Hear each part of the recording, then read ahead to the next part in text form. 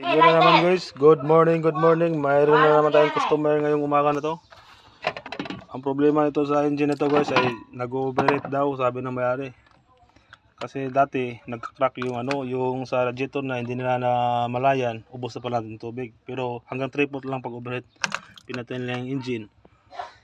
Nung pinatayin nila ng radiator guys, dito, nag-overheat pa rin. Pero pag tingnan nila dito, inaumagahan, wala ng tubig. Pero bago na yung radiator. Sabi ng mga ari kung saan daw napupunta yung tubig. So, tinignan namin dito sa dipstick, baka nasa loob na ng nag-mix na yung tubig at saka oil. Wala, okay naman. So, kaninang umaga, tinistingan namin na pinaandar, tapos na-RPM namin ng konti. Dinalagyan namin ng tubig yung radiator. Lumalabas yung tubig dun sa sa tambutso niya, malakas.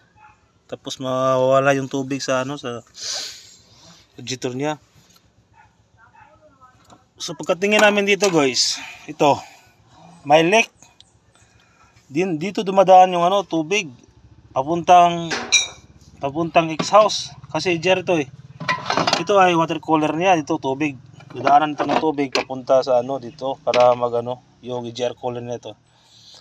Tapos dito may crack siguro dito, napunta yung tubig dito sa dito, papasok dito sa exhaust, papunta dito sa tambutso. Kaya ang nakagood dyan ito guys, hindi na makasave yung may-ari kasi hindi na ito ma-overhaul at ito lang ang papalitan. So yan lang ang yung guys, yung problema na itong sasakyan na to guys. So hanggang dito na lang guys. Thank you.